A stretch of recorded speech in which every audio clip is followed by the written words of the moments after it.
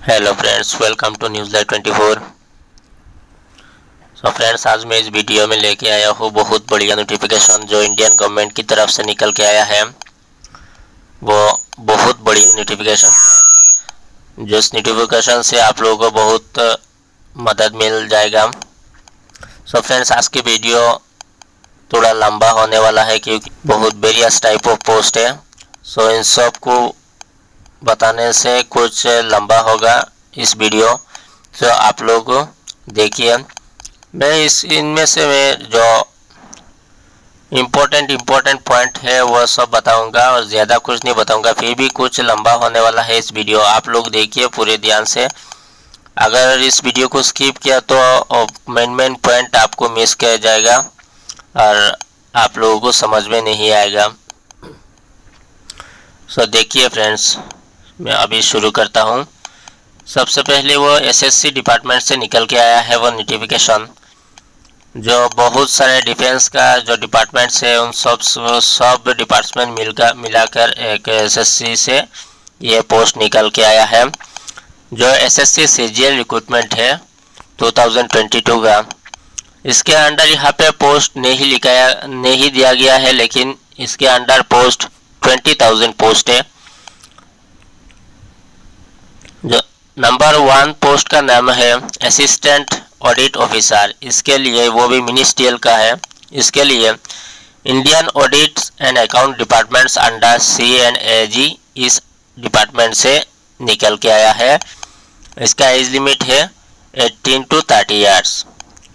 दूसरा है assistant account officer, वो भी मिनिस्ट्री है। Indian audit and accounts department under CNAG से डिपार्टमेंट से आया है। इसका एज लिमिट चाहिए 18 to 30 ईयर्स।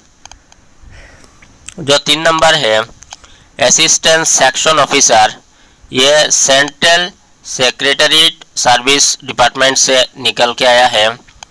उसका एज लिमिट चाहिए 20 to 30 years. Assistant section officer जो इंटेलिजेंस ब्यूरो से निकल के आया है, इसका एज लिमिट है 18 to 30 years.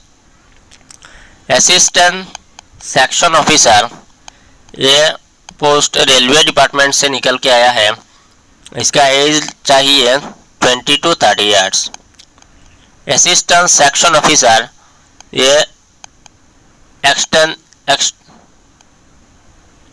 External affairs department से आया है। इसका एज चाहिए 20 to 30 ईयर्स। इसके बाद असिस्टेंट सेक्शन ऑफिसर, ये AFHQ डिपार्टमेंट से निकल के आया है।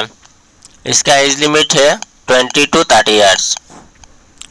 इसके बाद assistant section officer electronics and information technology की डिपार्टमेंट से निकल के आया है। इसका एज लिमिट है 18 to 30 years. Assistant other ministries departments organisation department से निकल के आया है। वो है, इसका एज लिमिट है 20 to 30 ईयर्स। इसके बाद assistant section officer other ministries, जो दूसरा और बहुत सारा मिनिस्ट्रीज है, वो मिनिस्ट्रीज या डिपार्टमेंट्स या ऑर्गेनाइजेशन से निकल के आया है।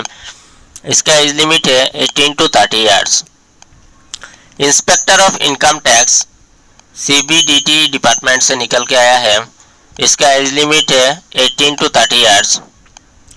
इसके बाद inspector CGST and central excise ministry CBIC department से निकल के आया है। इसका एज लिमिट है 18 to 30 ईयर्स। इसके बाद inspector preventive officer ministry CBIC department से निकल के आया है। इसका एज लिमिट है 18 to 30 ईयर्स। इसके बाद इंस्पेक्टर एग्जामिनर मिनिस्ट्री CBIC इस डिपार्टमेंट से निकल के आया है। इसका एज लिमिट है 18 to 30 ईयर्स। इसके बाद assistant enforcement officer directorate of enforcement departments of revenue इस डिपार्टमेंट से निकल के आया है। इसका एज लिमिट है 18 to 30 years. Sub inspector central bureau of investigation इस डिपार्टमेंट से निकल के आया है, इसका एज लिमिट चाहिए 20 to 30 years. Inspector post, department of post, इस डिपार्टमेंट से निकल के आया है, इसका एज लिमिट है 18 to 30 ईयर्स। ओनली इंस्पेक्टर, जिसका सेंट्रल ब्यूरो ऑफ नारकोटिक्स, इस डिपार्टमेंट से निकल के आया है, इसका एज लिमिट है 18 to 30 ईयर्स। इसके बाद असिस्टेंट या superintendent, Indian Coast Guard department से निकल के आया है, इसका एज लिमिट चाहिए 18 to 30 years. Assistant, other ministries या डिपार्टमेंट्स या ऑर्गेनाइजेशंस पोस्ट से निकल के आया है, इसका एज लिमिट है 18 to 30 years. Only assistant, national company law appellate tribunal NCLAT, इस डिपार्टमेंट से निकल के आया है, इसका एज लिमिट है 18 to 30 years. Research assistant, national human rights commission NHRC, इस डिपार्टमेंट से निकल के आया है, इसका एज लिमिट है 18 to 30 ईयर्स। इसके बाद divisional account officer under CNAG, इस डिपार्टमेंट से निकल के आया है, इसका एज लिमिट चाहिए 18 to 30 years. Sub inspector, national investigation agency NIA, इस डिपार्टमेंट से निकल के आया है, इसका एज लिमिट चाहिए 18 to 30 years. Junior statistical officer JSO, MS statistics and programme implementation, इस डिपार्टमेंट से आया है, इसका एज लिमिट चाहिए 18 to 32 years. Statistical investigator grade 2 ministry, registrar general of India, इस डिपार्टमेंट से निकल के आया है, इसका एज लिमिट चाहिए 18 to 30 years. Auditor, officers under CNAG, इस ऑफिस से निकल के आया है, इसका एज लिमिट चाहिए 18 to 27 years. Auditor, other ministry या डिपार्टमेंट से निकल के आया है, इसका एज लिमिट चाहिए 18 to 27 years. Auditor, officers under CGDA, इसका एज लिमिट चाहिए 18 to 27 ईयर्स। इसके बाद अकाउंटेंट, ऑफिसर्स अंडर CNAG, इस डिपार्टमेंट से निकल के आया है, इसका एज लिमिट चाहिए 18 to 27 ईयर्स। इसके बाद accountant, junior accountant, other ministry या डिपार्टमेंट से निकल के आया है, इसका एज लिमिट चाहिए 18 to 27 years. Senior secretariat assistant या upper division clerk, electronics and information technology की डिपार्टमेंट से निकल के आया है, इसका एज लिमिट चाहिए 18 to 27 years. Senior secretariat assistant या अपर डिवीजन क्लर्क, ये भी central government offices, ministries other than CS candles, यह डिपार्टमेंट से निकल के आया है, इसका एज लिमिट चाहिए 18 to 27 years. Tax assistant, CBDT department से निकल के आया है, इसका एज लिमिट चाहिए 18 to 27 years. Tax assistant CBIC, इसका एज लिमिट चाहिए 18 to 27 years. Inspector, central bureau of narcotics, इसका एज लिमिट चाहिए 18 to 27 years. Number of post vacancy details will be updated in due course, जहाँ पे मैं इस PDF में देखा है, इसका वैकेंसीज 20,000 है। इसका एलिजिबिलिटी क्राइटेरिया से जो एज लिमिट चाहिए, एज रिलैक्सेशन है, वो है SC/ST के लिए 5 ईयर्स रिलैक्सेशन है, OBC के लिए 3 ईयर्स, PWD अनरिजर्व के लिए 10 ईयर्स, PWD OBC के लिए 13 ईयर्स और PWD SC/ST के लिए 15 ईयर्स एज रिलैक्सेशन है। अब एजुकेशनल क्वालिफिकेशन क्या चाहिए, देखिए ग्रुप बी पोस्ट के लिए एजुकेशनल क्वालिफिकेशन चाहिए जूनियर स्टैटिस्टिकल ऑफिसर के लिए bachelor degree in any subject from a recognised university और institute with at least 60% marks in mathematics at 12th standard level. यहाँ पे कहा गया है जूनियर स्टैटिस्टिकल ऑफिसर के लिए बैचलर डिग्री कोई भी सब्जेक्ट से पास हो चलेगा, इसके साथ 60% मार्क्स होना चाहिए, और भी इसके साथ साथ जो 12 लेवल का जो सब्जेक्ट्स है उन सब्जेक्ट में से एक सब्जेक्ट मैथमेटिक्स होना चाहिए 12 लेवल में। या फिर जो दूसरा इसका क्वालिफिकेशन दिया गया है वो है bachelor degree in any subject with statistics as one of the subject at degree level. Degree कोई भी सब्जेक्ट से हो कोई फर्क नहीं पड़ता, लेकिन इसमें से एक सब्जेक्ट स्टैटिस्टिक्स होना चाहिए। Or all others bachelor degree from a recognised university और इंस्टीट्यूट। और भी जो पोस्ट है जूनियर स्टैटिस्टिकल ऑफिसर के अलावा और ग्रुप बी से और जितना भी पोस्ट है उन पोस्ट का जो एजुकेशन क्वालिफिकेशन है सिर्फ बैचलर डिग्री यानी कि बीए पास होकर तो चलेगा, दूसरा कोई क्वालिफिकेशन नहीं लगेगा, सिर्फ बैचलर डिग्री पास हो तो हो जाएगा। ग्रुप सी पोस्ट के लिए bachelor degree from a recognised university or equivalent, bachelor degree pass होना चाहिए तो भी कोई बात नहीं। The candidate appearing in the final year of their graduation can also apply. जो लोग फाइनल ईयर में है ग्रेजुएशन में वो लोग भी अप्लाई कर सकते हैं। हाउएवर जहाँ पे they must possess essential qualification on or before 8/10/2022 8/10/2022 लोगों का क्वालिफिकेशन कंप्लीट होना चाहिए, और फाइनल ईयर में हो तो कोई बात नहीं, हो जाएगा।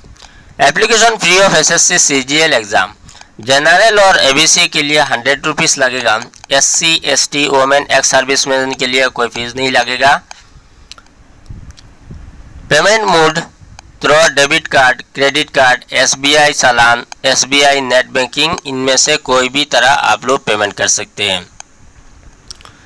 जो एसएससी सीजीएल का जो पोस्ट निकल के आया है वो ऑल इंडिया के लिए आया है, और यहाँ पे सिर्फ दिया गया है जो नॉर्थ ईस्ट का जो एग्ज़ाम सेंटर है, मैं यहाँ पे बता रहा हूँ, आप लोग देखिए जो नॉर्थ ईस्ट का एग्ज़ाम सेंटर है जो सीबीटी बेस्ड होगा।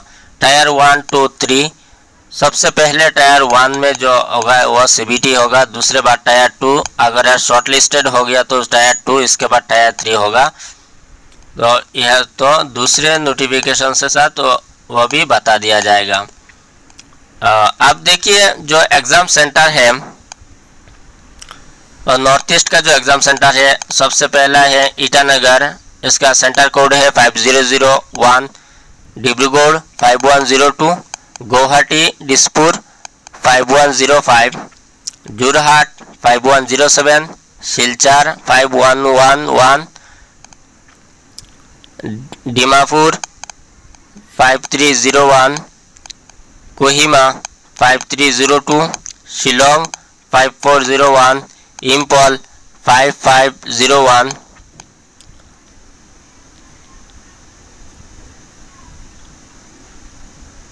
चुराचांदपुर 5502, उक्रुल 5503, अगरतला 5601, आइजॉल 5701, ये सेंटर और सेंटर कोड से। हाउ टू अप्लाई, आप लोग कैसे अप्लाई कर सकते हैं। सबसे पहले आप लोग इम्पोर्टेंट वेब लिंक में जाना होगा, इसके बाद जो ऑनलाइन एप्लीकेशन जो बटन है यहाँ पे क्लिक करना होगा। इसके बाद आप लोग ऑनलाइन एप्लीकेशन जो है लिंक और लॉगिन करना होगा। इसके बाद fill your all personal and educational details देना होगा, और नेसेसरी डॉक्यूमेंट्स जो डॉक्यूमेंट्स दिया गया है उन डॉक्यूमेंट्स को, जो डॉक्यूमेंट्स के बारे में कहा गया है उन डॉक्यूमेंट्स को यहाँ पे अपलोड करना होगा। इसके बाद एट द एंड पे द एप्लीकेशन फ़ीस, आप लोगों का जो एप्लीकेशन फ़ीस है वह फीस पे करना होगा कैटेगरी वाइज। इसके बाद आप लोग फाइनल सबमिट कर सकते हैं।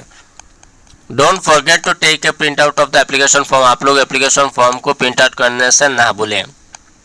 Starting date of submission of online application, जो ऑनलाइन एप्लीकेशन का स्टार्टिंग डेट है वो 17 सितंबर 2022 से शुरू हो गया है। और इसका लास्ट डेट है 8 अक्टूबर 2022। 8 अक्टूबर 2022 का उसका लास्ट ऑनलाइन एप्लीकेशन का लास्ट डेट है। Date of SSC CGL tier 1 examination दिसंबर 2022। टायर 1 दिसंबर 2022 में सबसे पहला CBT एग्ज़ाम होगा। उसके बाद date of tier 2 examination CBE and descriptive paper tier 3 to be notified later. इसके बाद नोटिफिकेशन के द्वारा आप लोगों को बता दिया जाएगा। तो जब टायर 2 और टायर 3 आएगा तो मैं आप लोगों के लिए वीडियो बना के भेज दूंगा, आप लोग देख लेंगे टायर 2 और 3 कब और कहाँ होगा। इम्पोर्टेंट वेब लिंक का CGL जो SSC CGL का है online application advertisement detail official website मैं डिस्क्रिप्शन में बॉक्स में दे दूंगा। आप लोग वहाँ पे जाकर पूरी डिटेल्स चेक कर सकते हैं। एडवर्टाइजमेंट जो PDF है वो भी डाउनलोड कर सकते हैं और आप लोगों का ऑनलाइन अप्लाई भी कर सकते हैं। तो फ्रेंड्स, इस वीडियो को अगर अच्छा लगा तो लाइक शेयर करना, कमेंट भी करना, और अगर नया है तो मेरे इस चैनल को सब्सक्राइब करके रख देना, क्योंकि मैं इस तरह की वीडियो लेके आता हूँ आप लोगों के लिए। तो फिर मिलेंगे दूसरी वीडियो के साथ, तब तक के लिए धन्यवाद।